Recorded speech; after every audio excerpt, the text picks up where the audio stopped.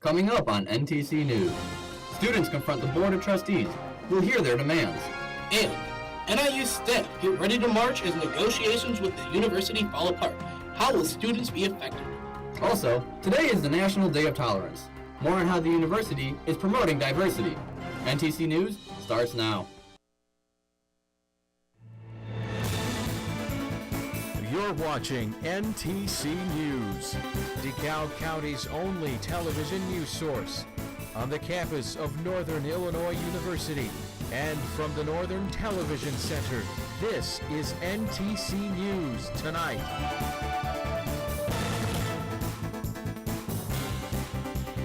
Hello, I'm David Sivia, and thank you for joining us. And I'm Adam Carr. Today is Thursday, November 16th.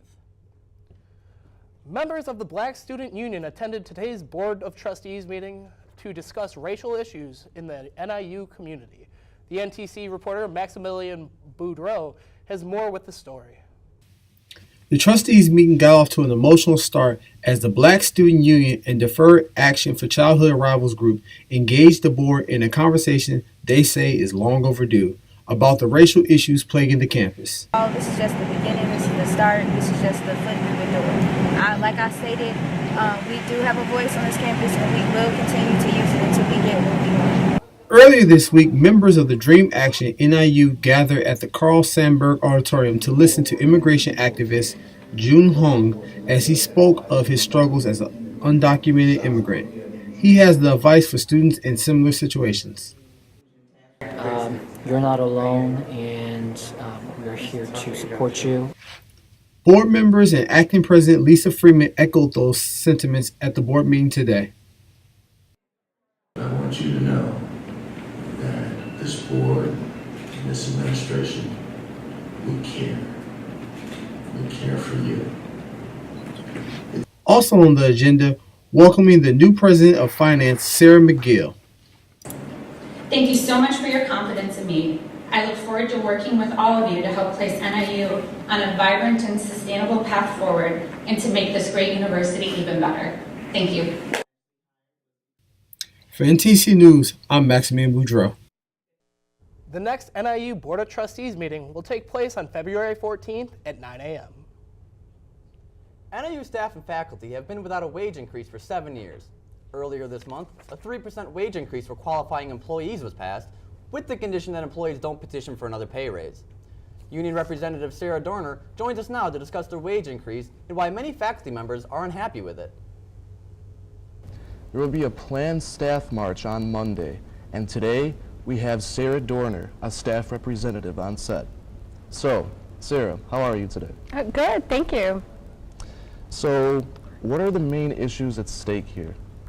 We have been negotiating with AFSCME, the American Federation of State, County, and Municipal Employees, Locals 1890 and 963, with the university. Local 963 has been negotiating a successor collective bargaining agreement since August 2017, and Local 1890 has been in negotiations for an initial agreement since February 15, 2016. So the talks have been contentious, then? To say they've been contentious would be an understatement. They have not been going well. We have filed several unfair labor practice charges with the Illinois Educational Labor Relations Board against the employer, one of which has been recently substantiated. We expect others to be upheld. From the very beginning with Local 1890, we've been trying to negotiate during the day as other unions have. We've been asking for similar things that other unions have been granted by the university, and the university has continued to treat our group differently. Right. So as we know, there's a march planned for Monday. What do you hope to accomplish with the march, exactly? On Monday, we will be meeting at noon outside of Altgeld Hall. And basically, we're calling on the employer, NIU, to agree to a fair contract with Local 1890. This is their first contract. We would just like a fair agreement. Many of these workers have not seen wage increases in over 7 years.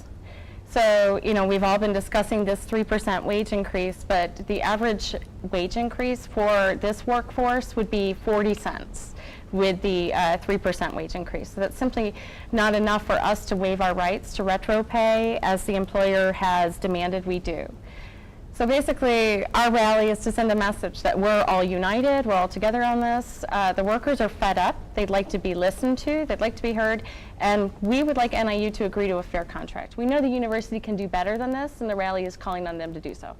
So after this march takes place, what are the next steps? We do not have any negotiation sessions scheduled currently. We are looking at future negotiation sessions. We would like the university to send more administration to be involved. Right now they only have one person at the table. But basically we'd like to bargain a fair contract. Thank you for joining us. And let's send it back to the desk. Today is the International Day of Tolerance, and the NIU community is looking for more ways to promote diversity. They held a civic discussion and I was able to attend. NIU Cause created a forum for students with the purpose of educating people about the need for tolerance and to help students understand the negative effects of intolerance. Attendees of the event participated in activities to show self-worth. Each person was assigned a card with face value and an associated barrier that one might face when dealing with tolerance. Speaker Jocelyn Santana says barriers could be anything and can come in all different forms. Really, you look towards accepting of individuals regardless of their gender, sexual orientation, religion, class, race, ethnicity, ability, nationality. You know, all of those type of factors are important in that piece of tolerance. Students were given the opportunity to express their opinions and ideas on how to deal with intolerance. Small groups were used to create a safe space type environment. Topics range from standing with DACA students to the reaction to hate posters found on campus and the thoughts on students being affected by President Trump's travel ban. The discussions held helped spark ideas to make NIU a more accepting community.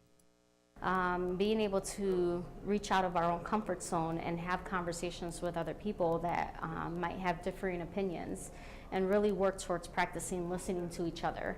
NIU is one of thousands of universities nationwide that participate in the Day of Tolerance.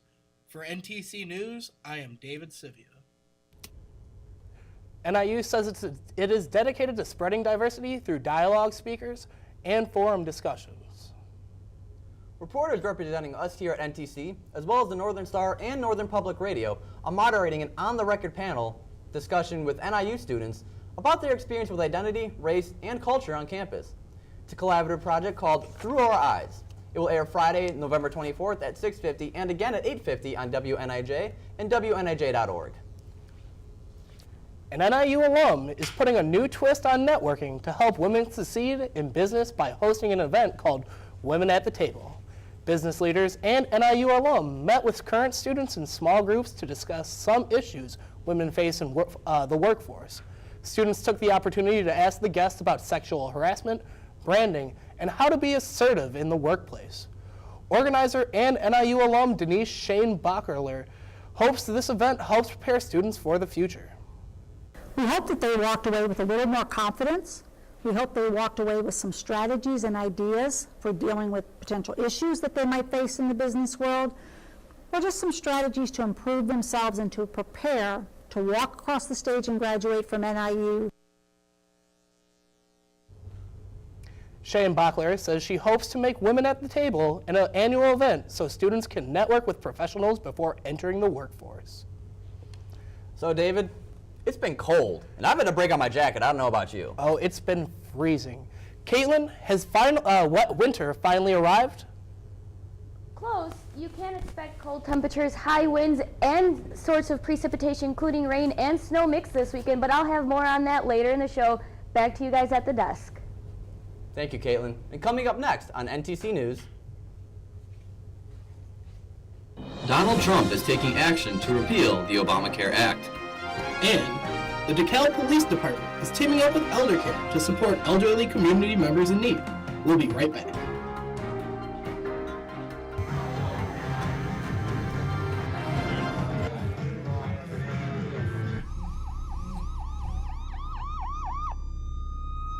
You made this vacation happen, cleverly merging promotions, double points with every purchase, and cross-referencing travel sites. Aloha! If you can ace your vacation, you can do it for retirement. Get on track with tips at aceyourretirement.org.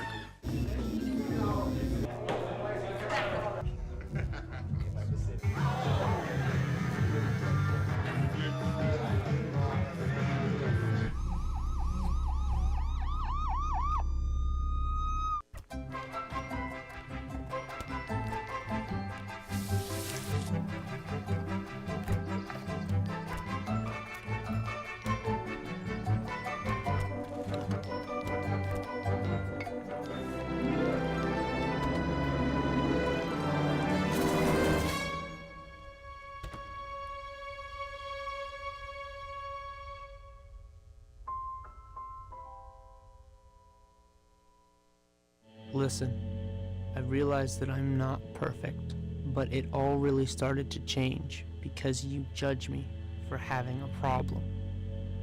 No one is going to know that I need help. I need help.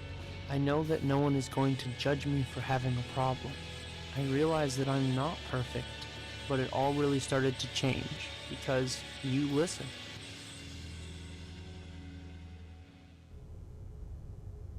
After months of toying with the idea of impeaching President Donald Trump, 6 Democrats have taken a formal step in that direction. 5 articles of impeachment have been issued by the group spearheaded by Representative Al Green, despite disagreement from Minority Leader Nancy Pelosi. The articles range from obstruction of justice for interfering in the Russia investigation to accusing the media of publishing fake news. Green says Article 2, Section 5 of the Constitution was made for a president like Trump who has committed acts that merit impeachment. A number of investigations need to be held before any decisions on impeachment will be made by the House Judiciary Committee. Sexual assault claims are mounting against a GOP lawmaker vying for a top Senate seat. And Donald Trump Jr. is under the microscope for his contact with WikiLeaks during the 2016 election campaign. Jesse Schlax has more in this week's political pit stop. Thanks, guys. Sexual assault allegations are stacking up against Alabama Republican Senate candidate Roy Moore. A 5th woman stepped forward Monday with claims that the Republican assaulted her when she was 16. It comes after the Washington Post recently published a report with interviews of women who say Moore assaulted them as teenagers while he was in his 30s. Moore is vehemently denying the allegations and says he plans to sue the newspaper. Republicans, including Senate Majority Leader Mitch McConnell, are calling for his expulsion if he's nominated to the Senate next month. Only 15 lawmakers have been expelled in U.S. history. Donald Trump Jr. confirmed Monday he communicated with WikiLeaks during his father's presidential campaign. The messages were turned over to congressional investigators as part of a probe into Russian election meddling. Trump Jr. responded several times to WikiLeaks, including saying he would ask around to find the creator of an anti-Trump site. Exchanges show President Trump had followed WikiLeaks' suggestion to relay links to hacked emails from Hillary Clinton's lawyer. Trump Jr.'s attorney says his client has cooperated with officials and he's not concerned with the messages. President Donald Trump is calling for repeal of the individual mandate of Obamacare. That's part of a tax bill the GOP is bringing to the floor this week for a vote. Under the Affordable Care Act, nearly every person is required to have health insurance that meets minimum standards. People who don't comply face paying fines. Estimates say nixing this mandate could save Republicans nearly $340 billion over the next decade. Trump applauded the Republican legislature for their efforts on the tax bill in a tweet Monday, but some GOP members are concerned that proposing health care changes could overshadow the tax reform debate. U.S. troops are heading out of Puerto Rico about 2 months after Hurricane Maria devastated the island, but government statistics show about half of homes and businesses are still without power, and 1 in 10 don't have working water. Lieutenant General Jeffrey Buchanan says Puerto Rico isn't back to normal yet, but says it's time to pass the torch. That's it for this week's political pit stop. Back to you guys. Police are cracking down on parking in an effort to control crime. They propose to ban parking in 3 areas of town. They want to ban parking on Russell Road and Crane Drive from 10 p.m. to 6 a.m. Twombly Road and Lucinda Avenue would be banned from 2 a.m. to 6 a.m. And areas east of Russell Road and Normal Road would have 2 a.m. to 6 a.m. ban unless you can get a permit from the city. If the ban is approved, violators would receive a $75 ticket. The DeKalb Police Department is a recipient of a grant that will help them provide better mental health services. The Police Mental Health Collaboration Project grant from the U.S. Department of Justice gives the police department $75,000. 2/3 of the funds will go towards a study on mental health. If you haven't brought out hats and gloves, now is the time. We are in for a cold weekend.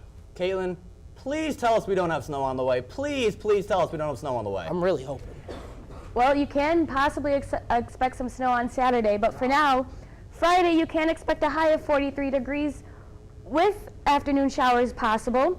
Winds will be right around 10 to 15 miles per hour with gusts up to 25 are likely. Chance of precipitation will be 70%, and there will be overnight showers with a low near 40 degrees. Moving into Saturday, you can expect afternoon showers and flurries mixed with a high near 44 degrees. Winds will be right around 10 to 20 miles per hour with gusts up to 30 possible. The low will be right around 22 degrees for the night. Chance of precipitation for Saturday is 80%. Going into Sunday, we will see that sun peek out finally. It will be cold though, however, the high will be right around 34 degrees Fahrenheit. Winds will calm down, going back down to 10 to 15 miles per hour with gusts up to 20 possible. And the low will be right around 24 degrees. Taking a look into the rest of the week, you do have sun again on Monday with a high near 47 and a low near 36. Tuesday, we could see a chance of snow or rain mix again with a high near 39 and a low near 21. Wednesday will be partly cloudy with a high near 31 and a low near 24, and Thursday will continue to be partly cloudy as well with a high near 36 and a low near 26. Back to you guys at the desk. Thanks, Caitlin. NIU's Giving Tuesday campaign is getting a donation from Acting President Lisa Freeman. President Lisa Freeman is pledging a total of $25,000 to the NIU Foundation. The gift will be used to provide NIU students with scholarships. Freeman says she hopes her donation will inspire others to give. And that it has, David. The DeKalb and Sycamore city governments, along with local law enforcement, have partnered with a DeKalb group in order to bring food donations to those in need. NTC's Chris Tesserolo has more on the story. The DeKalb County Elder Care Services is pairing up with the Sycamore Police Department to provide food to elderly people in need. The pantry supplies various food items and toiletries to the elderly in the area that may need them to get by for another week. What it is, it's our Make It to Monday program, and it's for those seniors who are in need of food to help them get from Friday night to Monday morning, mostly because they're counting on Meals on Wheels programs for their meals during the week. The supply bags are prepared and filled by Elder Care Services for different purposes, depending on if the recipient has access to a kitchen or has other dietary or supply needs. There's this need for older adults to be supported with additional food, and we're seeing them in their homes. We could easily bring them a food bag to just get them through till their Social Security check comes in again, and they can stock their pantry up again. While not always available, specialty items can be added to the bags. Donations from both the DeKalb and Sycamore city governments are also helping keep the pantry stocked. However, the pantry is running low before the holiday season, so donations are always accepted. Sycamore Police Department is holding a food drive until November 20th. Otherwise, they can drop it off at Elder Care Services. For NTC News, I'm Chris Tesserolo. The food drive ends on December 29th, but donations will continue to be accepted. And if you want to give donations to those in need, today is the last day to donate to the Husky Food Pantry's annual Turkey on the Turkey on the Table campaign. The goal of the campaign is to help students be able to afford food for Thanksgiving. Hy-Vee is giving vouchers for $15, which will get a student a small turkey dinner. Last year, the Husky Food Pantry was able to support 50 students. This year, the goal is to double it to 100. More information can be found on the Husky Food Pantry's website.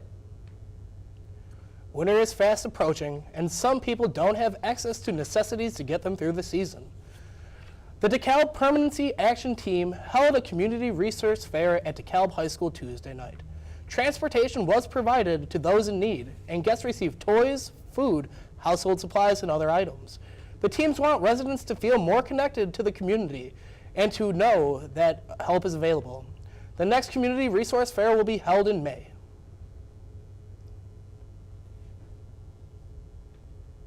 Coming up after the break, we take a look at the world of sports. NIU played an important game in less than ideal conditions last night. We'll see how they did. And we take a look at how an NIU basketball player looks to fill the shoes of a campus legend. We'll be right back.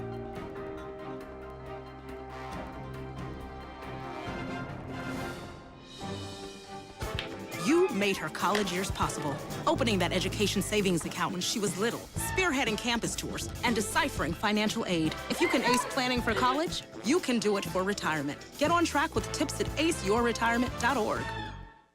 You made your house a reality. Homeschooling yourself on loans, color-coding listings, and flushing every toilet in a 20-mile radius. If you can ace house hunting, you can do it for retirement. Get on track with tips at aceyourretirement.org. Hey, look, it's those guys. Are you good to drive? I'm fine. How many did you have? I should be fine. You should be. Go and step out of the vehicle for me. See ya, buddy. Good luck. So turns out, buzz driving and drunk driving, they're the same thing, and it costs around $10,000. So not worth it. Every year, 40% of all food in the U.S. never gets eaten.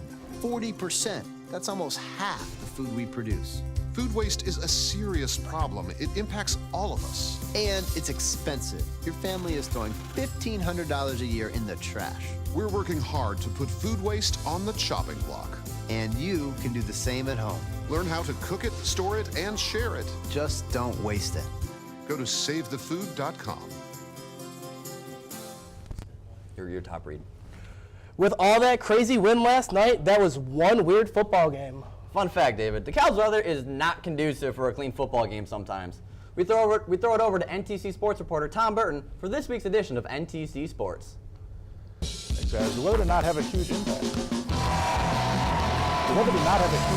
But what a wild game it was. The weather did not have a huge impact, but what a wild game it was. Let's not waste any more time and get right to the action. Wednesday night brought some great action as the Western Michigan Broncos battled against the NIU.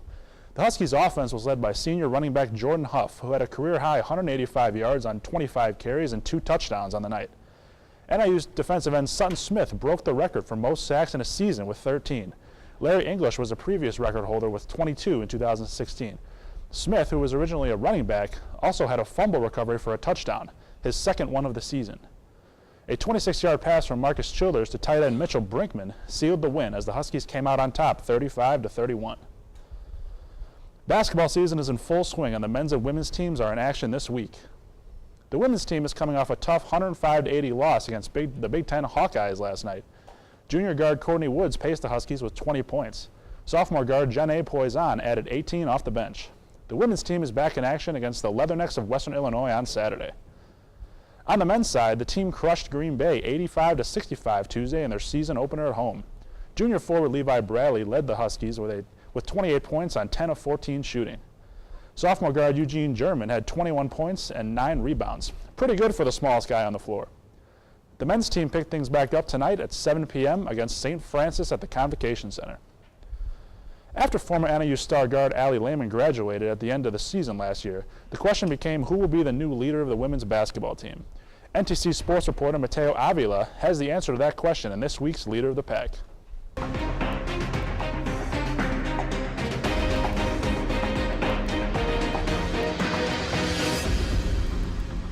NIU junior guard Michaela Voigt is looking to lead the women's basketball team to another successful season, following last season's MAC championship appearance.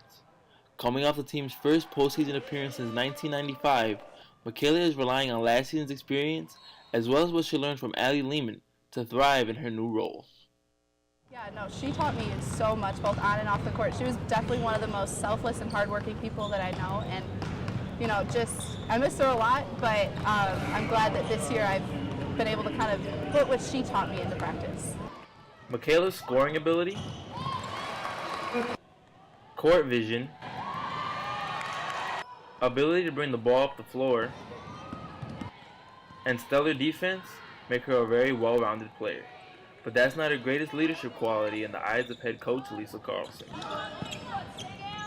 Well, I think she's a vocal person, and she has a great understanding of expectations as well as on and off the court. So I think from that standpoint, the more vocal she can be with her teammates, the more beneficial some of those leadership skills are going to be for her. Despite having a relatively young team, with 8 of the 15 players being underclassmen, the goal of returning to the MAC championship and winning the title remains the same. As a junior and the captain, Michaela knows exactly what tone she wants to set to help see that happen. Just the never quit attitude. I know when our first game at the MAC tournament, we were down 26 or whatever it was, and we came back and we won it. So just never to give up and always to believe in ourselves regardless of what anybody else says. Michaela's eagerness to jump into a new role, as well as her abilities on and off the basketball court, leave her as this week's leader of the pack. For NTC Sports, I'm Mateo Avila.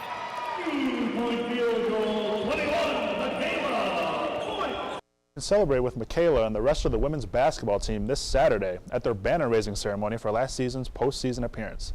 Tip-off against Western Illinois University is set for 1 p.m. directly after. The NIU wrestling season is in full swing. I was able to sit down with men's wrestling head coach Ryan Ludwig as he discussed their success so far this season. Great showing out at Iowa State, and then we're just coming off a weekend of a little bit more elevated competition at the Eastern Michigan Open. Brought home a champion again and several place winners. Our 174-pounder Quentin Rosser just knocked off the number 8 guy in the country at his weight class as well. So we're seeing a lot of good breakthroughs here. Episode on Top Shelf Sports tomorrow. The Chicago Bears could not get past the Green Bay Packers last Sunday despite an absence of injured star quarterback Aaron Rodgers. Mitchell Trubisky had a career-high 297 passing yards on the day, but that was not enough. With over 100 rushing yards and over 200 passing yards, the Cheeseheads would escape Chicago with a 23-16 victory. The 3-6 Bears look to bounce back against their division foe, the Detroit Lions, this Sunday. Jordan Howard looks to keep climbing the rushing ladder as he is currently 5th in the NFL in rushing yards.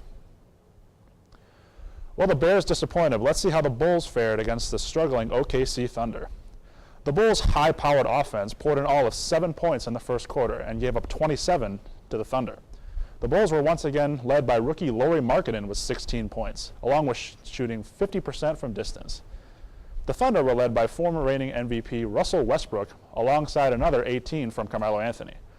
While the Bulls actually outscored the Thunder in the second half, their abysmal start put them in too deep of a hole as they fell 92-79. Let's see if at least one Chicago team can be successful as the Blackhawks took the ice against the New York Rangers. The game entered the third period tied at 1 when all the craziness began. The Hawks scored 3 unanswered goals to open the period, with two of them off the stick of Artem Anisimov. The Rangers responded with 2 goals of their own, including Rick Nash's 7th goal of the season. The Hawks would then cap off the game with 2 more goals, including 1 final goal from Anisimov, giving him his 9th goal of the year and completing the natural hat trick. The win gives Chicago a win 6-3. That'll be it for NTC Sports. I'm Tom Burton, and as always, go Huskies. Let's send it back to the desk.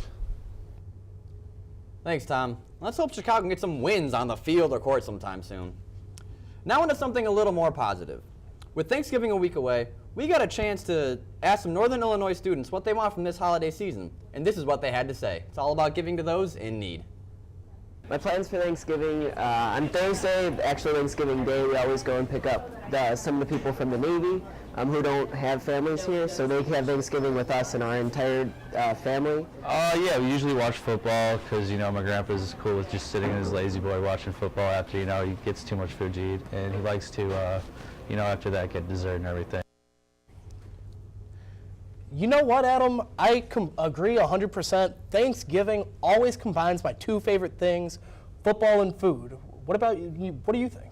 I mean, there's nothing quite like sitting on the couch with a food baby and just watching some football, right? I agree, man. That's it for this week of NTC News. Keep in mind, this newscast and other productions done by students here at Northern Illinois University will be off next week for Thanksgiving. For more information, look us up on Facebook and like us to give us a like. In collaboration with WNIJ, we're going to leave you now with the Giving Tree Band singing live Love. It will air Thursday night at 7 on 89.5 FM WNIJ.org. Take care and enjoy your holiday break.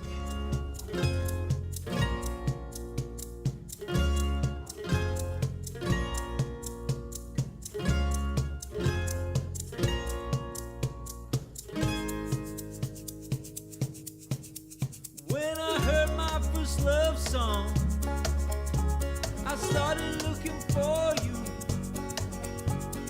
Hopeless, aimless, wandering, I didn't know what to do. But lovers don't finally meet somewhere. I realized that was wrong. They're in each other all along. Live love, give love. Give love, forgive love.